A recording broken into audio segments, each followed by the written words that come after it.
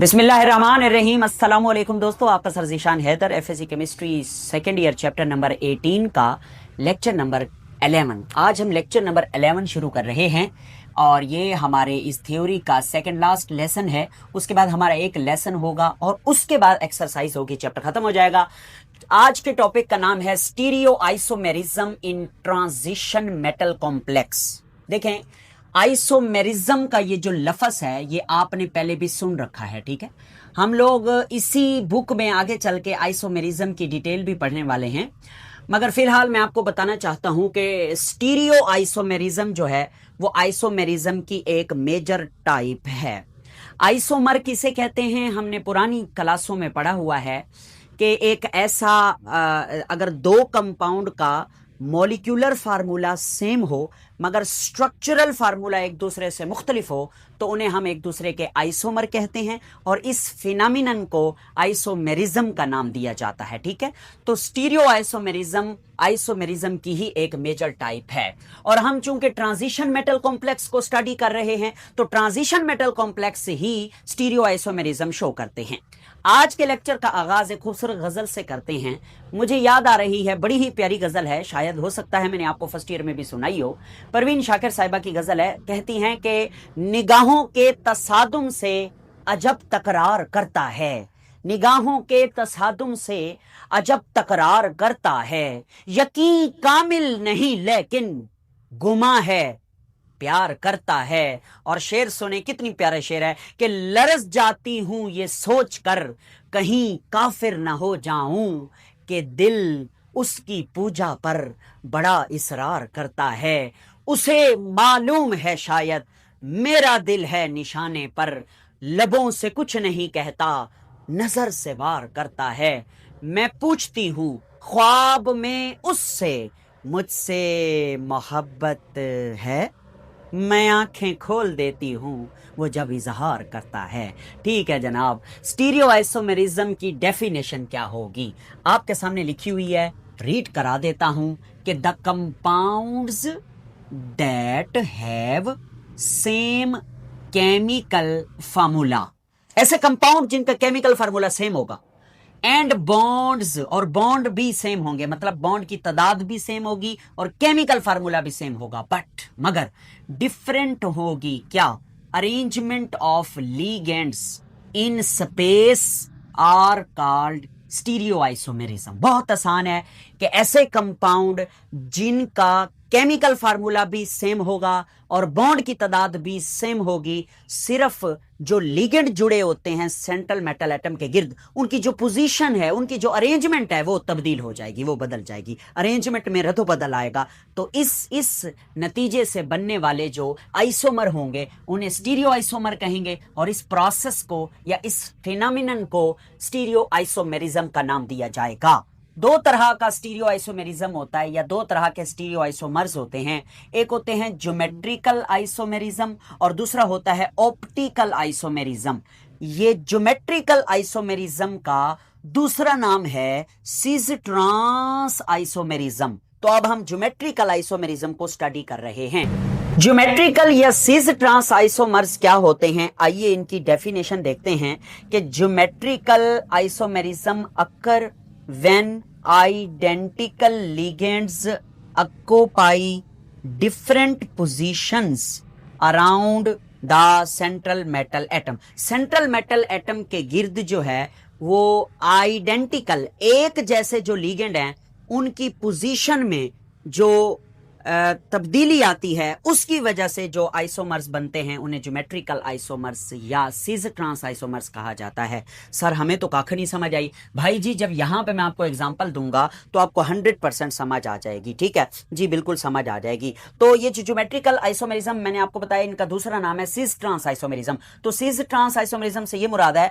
कि geometrical isomerism में दो तरह के आइसोमर बनेंगे, एक को सिस आइसोमर कहा जाएगा, एक को ट्रांस आइसोमर कहा जाएगा। जो सिस आइसोमर है उसकी कैरेक्टरिस्टिक ये लिखी हुई है, जो ट्रांस आइसोमर है उसकी कैरेक्टरिस्टिक ये लिखी हुई है। सिस आइसोमर क्या होता है कि आइडेंटिकल लिगेंड्स, एक जैसे जो लिगेंड्स हैं, आर एडजेसेंट, एक दूसरे के करीब करीब होंगे, एडजेसेंट साथ जुड़े हुए होंगे, ठीक है, और नेक्स्ट टू ईच अदर, यानी कि एक दूसरे के साथ साथ, एडजेसेंट का मतलब है नेक्स्ट टू ईच अदर, यानी पहले एक लिगेंड होगा फिर दूसरा होगा और दोनों आइडेंटिकल लिगेंड होंगे। मैं बनाऊंगा इधर देखिएगा। और इनके दरमियान एंगल जो होगा, एंगल बिटवीन देम, इन दोनों लिगेंड्स के दरमियान 90 डिग्री का जाविया होगा। और ट्रांस, ट्रांस का मतलब होता है उलट। तो ट्रांस में क्या होगा कि identical ligands are opposite to each other, एक दूसरे से अपोजिट होंगे, एक दूसरे के आमने सामने होंगे, यूं अपोजिट डायरेक्शन में, और इनके दरमियान जो एंगल बनेगा वो 180 का बनेगा। हम तुम्हारी बात नहीं मानते। अरे तुम्हें माननी पड़ेगी, क्यों? क्योंकि मैं जब इधर बनाऊंगा तो तुम जरूर मानोगे। देखो मैं आपके सामने ना एग्जाम्पल नंबर 1 ले रहा हूं। एग्जाम्पल नंबर 1 ये वाला कॉम्प्लेक्स है जिसमें प्लाटिनम के साथ 2 अमोनिया है, 2 क्लोरीन लगे हुए हैं और इसे प्लाटिन कॉम्प्लेक्स का नाम दिया जाता है। एक तो ये एग्जाम्पल है किसकी? सिस ट्रांस आइसोमेरिज्म की। और दूसरी एग्जाम्पल यहां पे है जिसमें कोबाल्ट के साथ 4 अमोनिया है, हाँ, और 2 पानी के मॉलिक्यूल हैं। ये वाला जो कॉम्प्लेक्स है ना मेरे बेटे, ये वाला कॉम्प्लेक्स, ये कॉम्प्लेक्स है ऑक्टाहेड्रल कॉम्प्लेक्स, और ये वाला कॉम्प्लेक्स है स्क्वायर प्लेनर कॉम्प्लेक्स। तो मैंने ऊपर लिखा कि cis trans isomerism occur in square planar and octahedral complexes. Square planar और ऑक्टाहेड्रल कॉम्प्लेक्सेस में, या स्क्वायर प्लेनर और ऑक्टाहेड्रल कॉम्प्लेक्सेस ही ये वाला आइसोमेरिज्म शो करते हैं। तो एग्जांपल 1 में हम स्क्वायर प्लेनर वाली एग्जांपल ले रहे हैं और एग्जांपल 2 में हम ऑक्टाहेड्रल वाली एग्जांपल को लेंगे। तो मेरे प्यारे बेटे, ये जो प्लाटिन है, ये वाला कॉम्प्लेक्स है, ये 2 तरह के आइसोमर बनाता है। एक बनाता है सिस आइसोमर, एक बनाता है ट्रांस आइसोमर। तो सिस वाला जो होगा हम उसके लिए लिखेंगे सिस प्लाटिन, और चूंकि इसको हम प्लाटिन कॉम्प्लेक्स कह रहे हैं, और ट्रांस प्लाटिन ट्रांस वाले के लिए लिखेंगे। यानी यहां पर जो आइसोमर शो करवाएंगे वो सिस प्लाटिन कहलाएगा, इधर वाले को हम ट्रांस प्लाटिन कहेंगे। बनाओ सर जी। सेंटर में आपके सामने प्लाटिनम है, और प्लाटिनम को जो है वो ये वाला लिगेंड अपना लोन पेयर दे रहा है, ऐसे ही, ठीक है। और ये वाला लिगेंड भी अपना लोन पेयर इसको दे रहा है, ओके हो गया। ये वाला लिगेंड भी अपना लोन पेयर दे रहा है, ये वाला लिगेंड भी अपना लोन पेयर दे रहा है। जरा स्क्वायर प्लेनर ज्योमेट्री को डिजाइन कर लेते हैं। इस तरह आप डॉट लगा लें, बहुत प्यारा हो जाएगा ये स्ट्रक्चर। यहाँ भी आपने डॉट लगा लेने हैं, इधर भी आपने डॉट लगा लेने हैं। ये स्क्वायर प्लेनर ज्योमेट्री बन चुकी है। सही हो गया? यस सर, सही हो गया। अब जरा देखें हम इसे सीज क्यों कहते हैं। 1 मिनट पहले इसको बना लें फिर बताता हूं। तो इधर भी ऐसे कर लें, ये वाला अपना लोन पेयर इसको देगा, कोऑर्डिनेट कोवेलेंट बॉन्ड बनाएगा, ये वाला लोन पेयर देगा, ये वाला भी लोन पेयर देगा, ये वाला भी लोन पेयर देगा, और हम इसको जो है उस शक्ल में लेकर आना चाहते हैं स्क्वायर प्लेनर में। तो इधर इधर डॉट डॉट, बुक में थोड़ी सी चेंज बनी हुई है तो कोई इशू नहीं, आप ऐसे मेरे वाले तरीके से बना दें, बहुत आसान है। ठीक, इस वाली एग्जांपल में देखें, ये भी क्लोरीन वाला लिगेंड है, ये भी क्लोरीन वाला लिगेंड है। ये दोनों आइडेंटिकल लिगेंड है, आइडेंटिकल, और ये दोनों एक दूसरे के साथ हैं, मतलब आमने, मतलब एक दूसरे के बिल्कुल एडजेसेंट, 1 टू ईच अदर, मतलब एक ये है फिर उसके बाद ये है, और दोनों आइडेंटिकल है। इस तरफ देखें तो अमोनिया वाले ये दोनों आइडेंटिकल है, और इसके दरमियान यहां पर जो बॉन्ड एंगल होता है ना मेरे बेटे, वो 90 डिग्री का होता है। ये हम पहले भी आपको पढ़ा चुके हैं। अच्छा, अब हम क्या करते हैं, हम ये करते हैं कि इस वाले क्लोरीन लिगेंड को उतार कर इस अमोनिया की जगह पे लगा देते हैं, और इस अमोनिया वाले को उतार के इस क्लोरीन की जगह पे लगा देते हैं, तो ये वाला बन जाएगा आइसोमर। अब इस आइसोमर को देखें तो आइडेंटिकल जो लिगेंड हैं वो अपोजिट होंगे, एक दूसरे के आमने सामने। देखो ये क्लोरीन वाला लिगेंड, ये भी क्लोरीन वाला लिगेंड, तो ये एक दूसरे के आमने सामने हैं, और इधर से इधर तक ये हाफ सर्कल बनता है, तो इनके दरमियान 180 का एंगल है। मैंने यहां पर आपको बताया है कि ट्रांस आइसोमर के दरमियान 180 का एंगल होता है, और इनको देख लें तो ये भी आइडेंटिकल हैं, इस हवाले से ये भी अपोजिट डायरेक्शन पे आ गए हैं, तो इसे कहते हैं सिस आइसोमर, इसे कहते हैं ट्रांस आइसोमर। ठीक हो गया? अच्छा, कुछ बातें हैं सिस के बारे में और कुछ बातें हैं ट्रांस के बारे में। पहले हम जरा ट्रांस वाली बातें देख लेते हैं।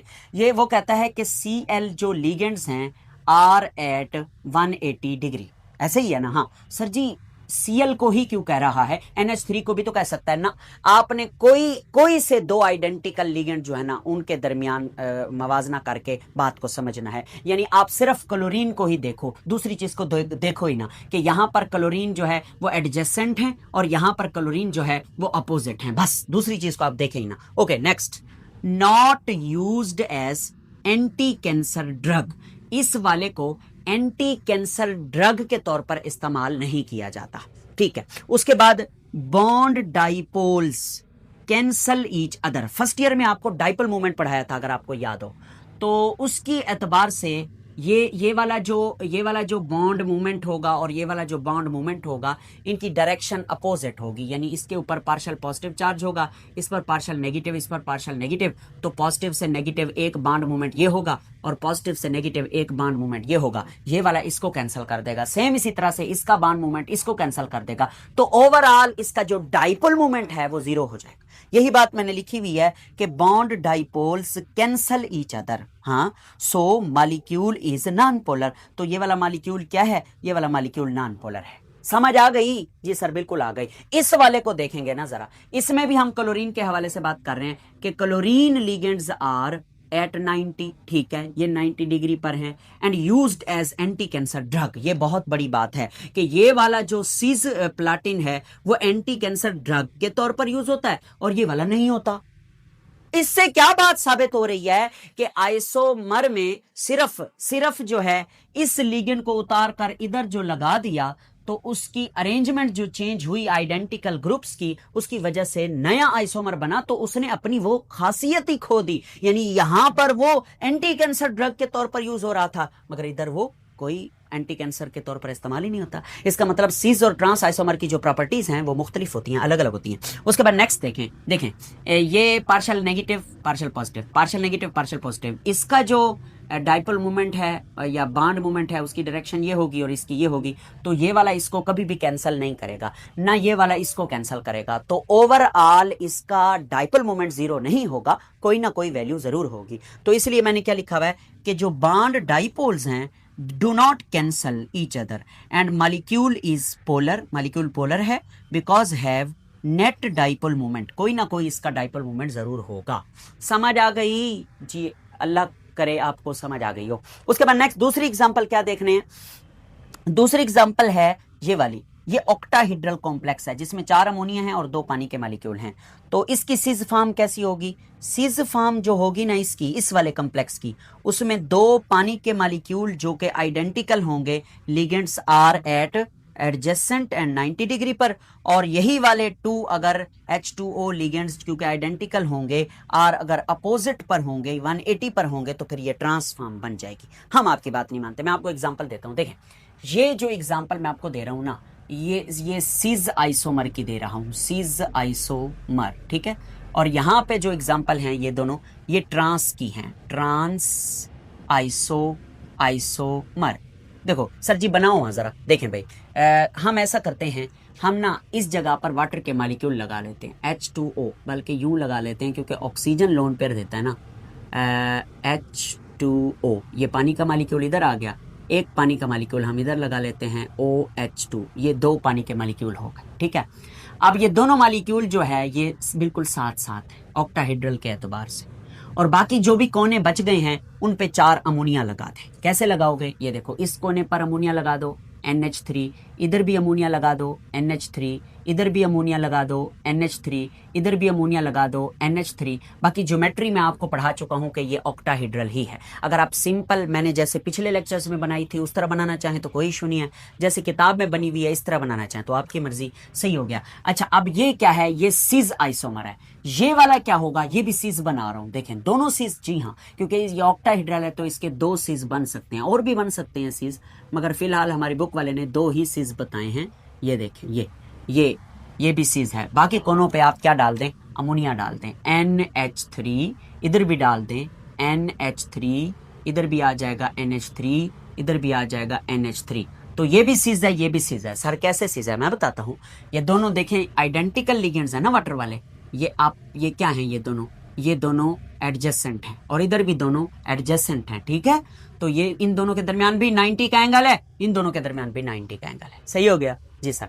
अब जरा अपोजिट बना लेते हैं, अपोजिट वाले यानी ट्रांस वाले। तो एक इस कोने पे आप पानी डाल दें, यानी ये वाला जो वाटर था पड़ा, और इस वाटर को उतार के इस जगह पे लगा दें, हाँ H2O, सही हो गया। और बाकी कोनों पे आप अमोनिया लगा दें, इधर भी NH3, इधर भी NH3, इधर भी NH3, इधर भी NH3, सही हो गया। Yes sir. अब देखो ये आमने सामने आ गए, अपोजिट डायरेक्शन में आ गए वाटर के आइडेंटिकल लिगेंड्स, और इन दोनों के दरमियान 180 का एंगल है। सेम इसको भी बना ले। इसको कैसे बनाओगे मैं आपको बताता हूं, देखें आप ऐसा करें कि पानी ये वाला यहाँ पानी लगा दें और इधर भी पानी लगा दें, ठीक है जी सर, ठीक है। और बाकियों पे क्या लगा दें, अमोनिया NH3। जल्दी जल्दी बनाओ, पहले बना लेते, टाइम बच जाता, कुछ साथ साथ चीज़ें भी बनानी पड़ती हैं, अच्छी लगती हैं। अच्छा ये दोनों ट्रांस देखो ना, इसमें ये पानी और पानी आमने सामने अपोजिट हैं और 180 डिग्री के साथ। अच्छा सर एक आपसे सवाल पूछना था। जी पूछो भाई। सवाल ये है कि ये सीज है, हाँ ये भी सीज है, ठीक है। अगर हम इन दोनों में से कोई एक बनाएं कोई इशू नहीं है, किताब ने 4 बनाए हुए थे तो मैंने भी 4 बना दिए। आप इसको बनाएं और इसको बनाएं, कहानी खत्म। ये सीज है, ये ट्रांस है, आगे वाले बनाई ना, कोई इशू नहीं। बुक में भी गलती है, वहां पे ना इन्होंने ना एक वाटर यहाँ लगाया हुआ है, एक वाटर मेरे ख्याल यहाँ लगाया हुआ है, तो आप उसको जरा देख लीजिएगा। बुक में थोड़ी सी मिस्टेक लग रही है मुझे, तो मैंने जो कॉन्सेप्ट यहाँ पे सीखा है उसी के मुताबिक आपको पढ़ा दिया है, ठीक। उसके बाद नेक्स्ट अब हम आगे चलते हैं। मैंने पहले बताया था कि दूसरा आइसोमर भी होगा ऑप्टिकल आइसोमेरिज्म, तो यहाँ पे आ गया ऑप्टिकल आइसोमेरिज्म। ऑप्टिकल आइसोमेरिज्म देखें भाई, ऑप्टिकल आइसोमेरिज्म क्या होता है, डेफिनेशन बोलूं? यस बोलें। ऑप्टिकल आइसोमेरिज्म होता है, optical isomers are non superimposable mirror images of each other. ये क्या बोला है sir, non superimposable mirror images. ये देखें, ये मेरा एक हाथ है ना, ये वाला हाथ, ठीक है। मैं इसको ना शीशे के आगे ऐसे करता हूँ, कर दिया, ठीक है। और ये वाला मेरा हाथ है, इसको भी ये देखें, ये अगर ये देखें ना इनको, तो ये एक दूसरे के मिरर इमेजेस हैं। मतलब अगर ये मेरा हाथ है और सामने शीशा है, तो शीशा जो है वो मेरे हाथ को ऐसे ही दिखाएगा। ये दोनों एक दूसरे के मिरर इमेजेस हैं। मतलब अगर ये मेरा हाथ है और यहाँ शीशा है, तो मैं शीशे में मेरा जो हाथ नज़र आएगा मुझे इस तरफ से, वो यही वाला नज़र आएगा। मिरर इमेजेस, मैं अपने आप को जाके शीशे में देखूं तो मैं बाहर खड़ा हूँ, सामने शीशा है, अभी तो आप है मेरे सामने, सामने शीशा है, तो मैं अपने आप को जब शीशे में देखूंगा तो शीशे में मेरा जो अक्स मुझे नज़र आएगा वो मेरा मिरर इमेज होगा। समझ आई? Yes sir. वो तो आईने को भी हैरत में डाल देता है, खुदा किसी किसी को ये कमाल देता है, ठीक है। तो हाँ ऐसे ही है, वो तो तवज्जो करें। अच्छा अब ये तो हो गया मिरर इमेजेस, यानी मिरर इमेजेस जो होते हैं वो ऑप्टिकल आइसोमर्स कहलाते हैं। एक लफ्ज लिखा हुआ है नॉन सुपर इम्पोजेबल। अब समझाता हूं, ये देखें, ये 2 हाथ है ना, ठीक है, ये एक दूसरे के मिरर इमेजेस हैं। अब एक हाथ को ना मैं ऐसे रख रहा हूं, ठीक है। अब दूसरे हाथ को अगर मैं इसके ऊपर रखूं ऐसे, तो देखें क्या ये एक दूसरे के ऊपर सुपर इम्पोजेबल हैं। सुपर इम्पोज का मतलब है कि अंगूठे पे अंगूठा, मतलब, और लेडी फिंगर पे लेडी फिंगर, मगर ऐसा नहीं हो रहा।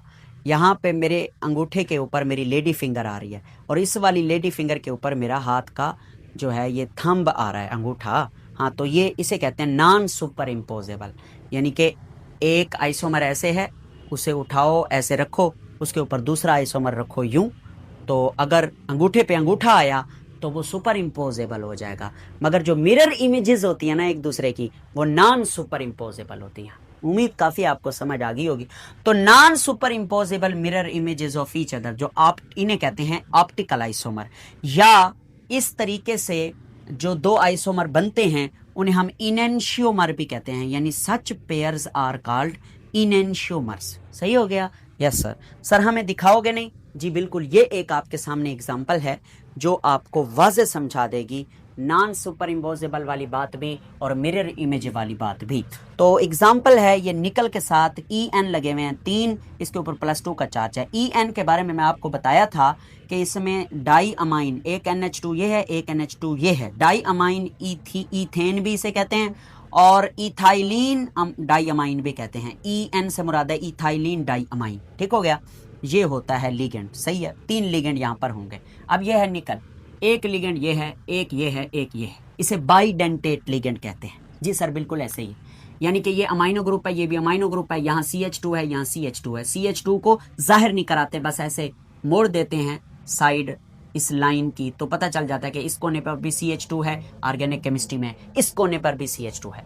तो ये एक है EN, ये दूसरा EN है, ये तीसरा EN है। ये वाला EN इधर से अपना एक लोन पेयर देगा निकल को, ये वाला इधर से एक लोन पेयर देगा निकल को, ये वाला इधर से एक लोन पेयर देगा निकल को, इधर से भी देगा लोन पेयर निकल को, यानी एक लिगेंड 2 लोन पेयर दे रहा है। यहां से भी दे रहा है, यहां से भी दे रहा है, तो बाइडेंटेट हुआ ना जी सर। तो ये जो है ना कोऑर्डिनेशन नंबर 6 हो गया, 1 2 3 4 5 6। तो ये आपके सामने बन गया, बहुत ही प्यारा आइसोमर बन गया, और यही है ये, ठीक है। इसका नाम क्या होगा? इसका नाम होगा ट्राई इथाइलिन डाइअमाइन निकल कम्प्लेक्स, ठीक है। ओके, अब सेम इसके सामने देखें, ये यही है, यानी इसका मिरर इमेज है ये वाला, यानी कि इन दोनों को अगर ऐसे कर लें, ऐसे ऐसे, ठीक है, यूं यूं एक आमने सामने हो, तो ये एक दूसरे के मिरर इमेजेस हैं, ऐसे ही है ना। इसको शीशे में दिखाएं तो ये ऐसा नजर आएगा, ठीक है। अब इसमें ये लोन पेयर इधर, इसका लोन पेयर इधर, इसका लोन पेयर इधर, ये इधर, ये वाला इधर, और ये वाला ओह ये वाला इधर, ठीक हो गया। Yes sir. अब ये तो हो गए एक दूसरे के मिरर इमेजेस हैं। एनेंशियोमर कहते हैं इन दोनों को एक दूसरे के, या इन्हें ऑप्टिकल आइसोमर्स कहते हैं। अब आप इसको उठाओ, ऐसे ऐसे उठा लो, ऐसे ऐसे उठा के इसके ऊपर रख दो, ऐसे उठा के जब इसके ऊपर रखोगे तो ये वाली जो साइड है वो यहां आ जाएगी। तो क्या ये एक दूसरे के ऊपर बिल्कुल, कुछ बच्चे ये सोचते हैं कि ऐसे है ना, इनको हम ऐसे कर लेते हैं, नहीं ऐसे नहीं करना, इसको उठा के इसके ऊपर रखोगे तो फिर ये मैच नहीं होगा, यानी कि ये वाली चीज इसके ऊपर नहीं आएगी बल्कि ये वाली जगह इधर आ जाएगी, तो इसे कहते हैं नॉन सुपर इम्पोजेबल। सही हो गया जी सर, बिल्कुल ठीक हो गया। ओके मेरे प्यारे बेटे, नेक्स्ट अब आगे देखेंगे कंडीशंस क्या हैं, यानी कौन सी कंडीशन के तहत या कौन है जो ऑप्टिकल आइसोमर्स देते हैं। क्या इसके बारे में बताना चाहते हो? बुक लिखती है कि optical isomerism commonly shown by octahedral complex, ज्यादातर ऑक्टाहेड्रल कॉम्प्लेक्स ही ये वाला आइसोमेरिज्म शो करते हैं, और हैविंग बाइडेंटेट लिगेंड्स, ऐसे ऑक्टाहेड्रल कॉम्प्लेक्स जिनमें बाइडेंटेट लिगेंड यूज हो रहे होंगे वही ज्यादातर ऑप्टिकल आइसोमर्स शो करेंगे, और एग्जांपल में मैंने आपको पहले ही बता दिया। अच्छा, इसकी एक प्रॉपर्टी है, ये जो ऑप्टिकल आइसोमर्स होते हैं ना, ये प्लेन पोलराइज्ड लाइट को रोटेट कर देते हैं। आपने शायद बचपन में पढ़ा हो कि ये जो लाइट आ रही है सूरज की रोशनी, ये प्लेन पोलराइज्ड लाइट नहीं है, हम इसे एक मशीन से गुजारते हैं, वो इस लाइट को एक ही प्लेन में कर देती है, ठीक है। एक ही प्लेन में जो लाइट चल रही होती है उसे हम प्लेन पोलराइज्ड लाइट कहते हैं। प्लेन पोलराइज्ड लाइट आ रही है, आ रही है, आ रही है, आ रही है, अब ये एक आइसोमर है, ऑप्टिकल आइसोमर, तो इस पर जब प्लेन पोलराइज्ड लाइट पड़ेगी तो ये उस लाइट को, उसका रास्ता चेंज कर देगा, उसे मोड़ देगा, या तो इसे राइट साइड पे मोड़ेगा या इसे लेफ्ट साइड पे मोड़ देगा। तो optical isomer plane polarised light के रास्ते में रुकावट लाके उसे रोटेट कर देते हैं। इस एतबार से ऑप्टिकल आइसोमर दो तरह के होते हैं, एक होते हैं डेक्स्ट्रो रोटेटरी या पॉजिटिव, और दूसरे होते हैं लीवो रोटेटरी या नेगेटिव, ठीक हो गया। अब डेक्स्ट्रो रोटेटरी क्या करते हैं वो बताता हूं। देखिए यहां पे मैंने क्या लिखा है, optical isomers rotate plane polarised light in opposite direction, मतलब कि जो डेक्स्ट्रो रोटेटरी है that rotate light to the right side, और जो लीवो रोटेटरी है that rotate light to the left side. Levo rotatory left side पे rotate कर देता है लाइट को, लेफ्ट साइड पे, और डेक्स्ट्रो रोटेटरी उसको कहते हैं जो राइट साइड पे रोटेट करता है। अब इन दोनों में से एक लीवो रोटेटरी होगा, एक डेक्स्ट्रो रोटेटरी होगा। सर कौन सा होगा ये तो नहीं पता, जब प्लेन पोलराइज्ड लाइट रोटेट करवाई जाएगी फिर पता चलेगा कि इनमें से कौन सा डेक्स्ट्रो रोटेटरी है और कौन सा लीवो रोटेटरी है। समझ आ गई? Yes sir. इधर आके हमारा ये टॉपिक जो है वो वाइंड अप तो हो जाता है, मगर इस टॉपिक के साथ जुड़े हुए कुछ क्विक चेक हैं 18.7 के साथ। पहला क्विक चेक बड़ा ही प्यारा है, ए वाला आप पढ़ लेंगे अपनी बुक से। ए वाला क्विक चेक ये है कि कौन से ऐसे कम्प्लेक्सेस हैं जो सिज ट्रांस या ज्योमेट्रिकल आइसोमेरिज्म शो करते हैं। तो इसका जवाब यहां पे लिखा हुआ है, ये ए, यहां पे आप लिखेंगे सिज ट्रांस आइसोमेरिज्म शोन बाय या अक्कर इन, एक ही बात है क्योंकि बुक में शोन का लफ्ज इस्तेमाल हुआ है। Shown by square planar and octahedral complexes. बस ये लिखने के बाद आप बेशक ये वाली एग्जांपल भी दे सकते हैं, ये वाली एग्जांपल भी दे सकते हैं। एग्जांपल ना भी दें, बेहतर होता है कि बंदा एग्जांपल दे दे। दूसरा क्विक चेक देखें कि बाइडेंटेट, हाँ दूसरा क्विक चेक ये है कि जो ऑप्टिकल आइसोमेरिज्म है वो कौन सी टाइप वाले लिगेंड शो करते हैं। तो मैंने आपको बताया है बाइडेंटेट लिगेंड ही ये वाला आइसोमेरिज्म ऑप्टिकल शो करते हैं। तो आंसर लिखा हुआ है बी का, सवाल नहीं लिखा। Bidentate ligands are most often required for a complex to show optical isomerism. ठीक हो गया जी सर, बिल्कुल। उसके बाद नेक्स्ट सी क्वेश्चन क्या है? सी क्वेश्चन है कि आपके पास ये बाइडेंटेट वाला ऑक्टाहेड्रल कॉम्प्लेक्स है, ये वाला, यही ऊपर वाला, इसके लिगेंड्स के बारे में बताएं कि कौन सा लिगेंड है और इसका कोऑर्डिनेशन नंबर बताएं। आपको पता है लिगेंड इसका कौन सा है? बाइडेंटेट लिगेंड है, ये नाम लिख देना बस। और उसके बाद इसका कोऑर्डिनेशन नंबर 1 2 3 4 5 6 इसका कोऑर्डिनेशन नंबर 6 है। ये यही आंसर है बस। उसके बाद डी क्वेश्चन क्या है? Identify type of isomerism displayed bye NIEN3। हाँ, ये वाला या ये वाला आइसोमर कौन सा, मतलब ये वाला कॉम्प्लेक्स कौन सा आइसोमेरिज्म शो करता है? तो ये ऑप्टिकल आइसोमेरिज्म शो करता है। इसका आंसर कौन सा लिखोगे मैं बताता हूं। इधर से ले, हाँ, एक इस सवाल में न सिर्फ यही पूछा गया है कि ये कौन से टाइप वाला आइसोमेरिज्म शो करता है, और ये भी पूछा गया है कि ये लाइट के साथ क्या हशर करता है, उसे कहां मोड़ता है, कैसे मोड़ता है। तो डी वाले क्वेश्चन का प्रॉपर आंसर आप यहां से लिख देंगे। पूरे पूरे नंबर मिलेंगे भाई, इधर से लेकर इधर तक जब आप लिखेंगे ना तो आपको पूरे नंबर मिल जाएंगे। लेक्चर में ही बात हो गई ना क्विक चेक वाली। उसके बाद ई वाला जो लास्ट है वो क्या है? वो मेरा ख्याल ऑप्टिकल आइसोमेरिज्म की डेफिनेशन है, बल्कि नहीं, इनेंशियोमर किसे कहते हैं। तो इधर से लेकर इधर तक जब आप लिखेंगे यहां तक, तो आपका ये ई वाला आंसर भी क्या हो जाएगा? पूरा हो जाएगा। सही हो गया? Yes sir. देखें, मैंने क्विक चेक चैप्टर के अंदर से, लेक्चर के अंदर से आपको निकाल के दिए हैं। तो ये हमारा आज का लेसन था। अपना ख्याल रखिए और अगले लेसन में मिलते हैं एक नए जज्बे और नई बात के साथ। Thank you very much. अल्लाह हाफिज़।